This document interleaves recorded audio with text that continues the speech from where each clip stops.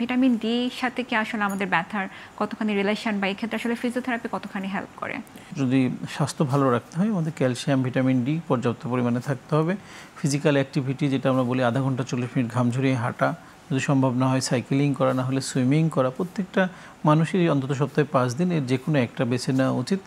তো এইগুলো করলে যেমন তার সে অ্যাক্টিভ লাইফ লিড করলো, ব্লাড সার্কুলেশন ভালো থাকলো, বোনসের স্ট্রেংথ ভালো থাকলো। এছাড়া আপনি জানেন যে মানে এল্ডারলি এজে আমাদের অস্টিওপোরোসিস ডেভেলপ করে। আপনি এটা বিশেষ করে স্পেশালি উইমেনদের ক্ষেত্রে যখন পোস্ট মেনোপোজাল পিরিয়ডে হাড়ের ক্ষয়টা বেশি হয় তখন কিন্তু এই উপাদানগুলো তাদেরকে অনেকখানি যদি মানে ব্যালেন্স ডায়েটের মাধ্যমে হোক, ডায়েটারি সাপ্লিমেন্টের মাধ্যমে হোক যে সে নেয় এবং সূর্যের আলো উপস্থিতিতে যায় তাহলে তার বোনস এবং জয়েন্ট ভালো থাকে।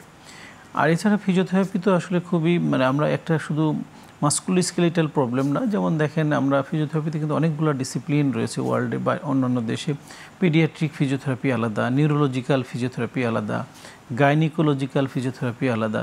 আপনি গাইনিকোলজিক্যাল ফিজিওথেরাপি নিয়ে যদি একটু বলি দেখবেন যে আমাদের অনেক পেশেন্ট পাই বলে যে আমার সিজার হয়েছিল 17 বছর আগে, এরপরে ওই লাস্ট যে বেবিটা ওই সময় থেকে আমার কোমর ব্যথা, আমি আর সেই ব্যথাটা ক্যারি করছি, এটা আর ভালো হচ্ছে না। কিছু সচেতনতা তাকে এই সমস্যা থেকে বের করে নিয়ে আসতে পারে।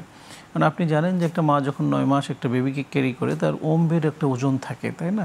তো আমাদের ব্যাক মাসেলগুলো এই ওজনটাকে ক্যারি করতে করতে উইক হয়ে যায়। এবং আপনি জানেন আমাদের ঘাড়ে একটা কার্ভ আছে, কোমরেও ঠিক এরকম একটা কার্ভ আছে, এই কার্ভ আছে একটা স্ট্রেট হয়ে যায়।